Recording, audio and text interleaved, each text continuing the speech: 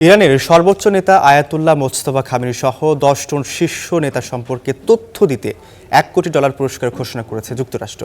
Mojtaba ছাড়াও এই তালিকায় আছেন ইরানের নিরাপত্তা প্রধান আলী লারিজানি সহ শীর্ষ নেতারা।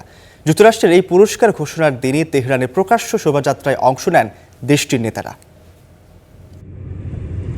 ইরানের নতুন সর্বোচ্চ নেতা আয়াতুল্লাহ মোজতবা খামেনি। তেহরানের রাস্তায় নতুন নেতাকে স্বাগত জানিয়ে তৈরি করা হয় এসব বিলবোর্ড। নতুন পদে বসার পর মোজতবাকে এখনও প্রকাশ্যে দেখা যায়নি।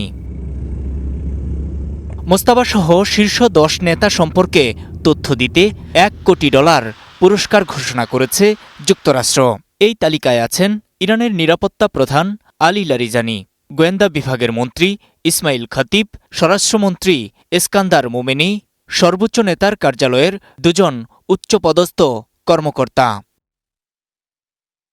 ওয়াশিংটন যখন এই পুরস্কার ঘোষণা করে তার আগে শুক্রবারও তেহরানের রাজপথে দেখা যায় প্রেসিডেন্ট পেজেশকিয়ান, আলী লারিজানি, পররাষ্ট্রমন্ত্রী আরাগচি সহ অনেককে। মার্কিন প্রতিরক্ষা সচিব পিট হেগসেট যখন দাবি করেন ইরানি নেতারা ভয়ে মাটির নিচে লুকিয়ে আছে, তখন তারা ছিলেন তেহরানের রাজপথে।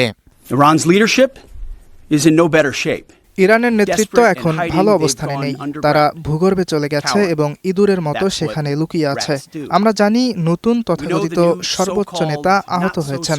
তার চেহারা গুরুতরভাবে ক্ষতিগ্রস্ত হতে পারে। তিনি একটি বিবৃতি দিয়েছেন। আসলে সেটি ছিল দুর্বল একটি বিবৃতি। সেখানে তার কণ্ঠস্বর বা কোনো ভিডিও ছিল না, সেটি শুধু লিখিত বিবৃতি ছিল। এদিকে প্রতিদিনই ইরান যুদ্ধে সফলতার দাবি করে আসছে যুক্তরাষ্ট্র, কিন্তু পরিস্থিতি বলছে 2 সপ্তাহ পেরিয়ে গেলেও যুদ্ধে ইতি টানার কোনো সুযোগ পাচ্ছে না যুক্তরাষ্ট্র ও ইসরায়েল। বিশ্লেষকরা মনে করছেন ইরানের শাসন ব্যবস্থা পরিবর্তন করতে না পেরে পুরস্কার ঘোষণা করা ট্রাম্প প্রশাসনের হতাশারই বহিঃপ্রকাশ। ট্রাম্প আশা করেছিলেন খামেনির মৃত্যুর পর বিদ্রোহী জনতা ক্ষমতা দখল করে নেবে, কিন্তু যুক্তরাষ্ট্র ও ইসরায়েলকে হতাশ করে উল্টো আগ্রাসনের বিরুদ্ধেই অবস্থান নিয়েছে ইরানের জনগণ। নূর মোহাম্মদ, স্টার নিউজ।